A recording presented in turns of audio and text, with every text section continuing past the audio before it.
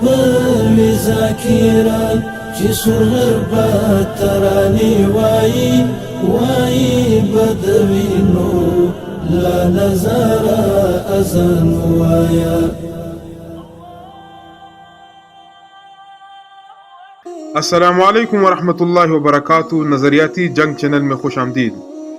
اگرچہ کفار بھی نظریاتی جنگ لڑ رہے ہیں اور ہم بھی لڑتے رہے ہیں، مگر دونوں میں فرق واضح ہے.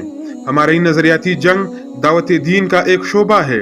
ہمارے اہداف وہی ہے جن کے لیے انبیاء اکرام علیہ السلام مبعوث ہوئے.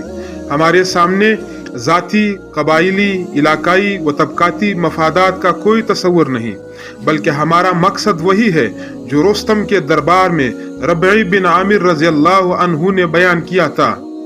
ہمیں اللہ نے بھیجا ہے اس لیے کہ ہم بندوں کو بندوں کی بندگی سے نکال کر اللہ کی بندگی کی جانب لے آئے، دیگر مذاہب کے ظلم سے بچا کر اسلام کے عدل و انصاف کے سائے میں لے آئے، دنیا کی تنگی سے نکال کر اس کی وسعت میں لے آئے. اسلام کے فکری و نظریاتی جہاد کا مقصد ایک مثالی نظام رائج کرنا ہے جس میں اختیارات اور وسائل کا حقیقی مالک اللہ ہے. انسان اس کے نائب اور امین کی حیثیت سے اس کی بخشی ہوئی زندگی اور وسائل کو اس کی رضا میں خرچ کرتا ہے. اس کی عبادت کے ساتھ ساتھ اس کے بندوں کے حقوق کی ادائیگی اور دنیا کے امن و فلاح کے لیے اپنی ذات سے بالاتر ہو کر الدین النصیحہ کے جذبے سے کام کرتا ہے. اس کے مقابلے میں دیگر مذاہب و اقوام کی نظریاتی جنگ صرف اپنے مقاصد کے لیے ہے. وہ مقاصد دنیا کی دولت اور وسائل پر قبضے اور انسانوں کو غلامی کے نت نئے شکنجوں میں گرفتار کرنے کے سوا کچھ نہیں.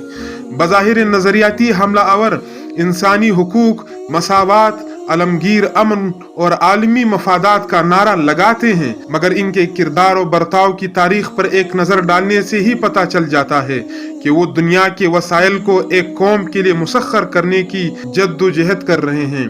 یہی وجہ ہے کہ وہ جائز و ناجائز اور اخلاق سے گرے ہوئے ہتھ کنڈے بھی پوری ڈٹائی اور منصوبہ بندی سے اپناتے ہیں.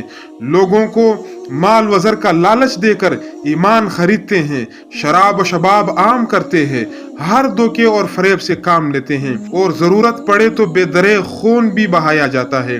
اگر مزید غور سے جائزہ لیا جائے تو یہ حقیقت بھی عیاں ہوگی کہ نظریاتی حملہ آوروں کی یہ جد و جہد کسی ایک قوم کے لیے بھی نہیں، بلکہ حقیقت میں چند افراد ہی ساری دنیا کے مالک بننے کی تگودوں میں ہیں.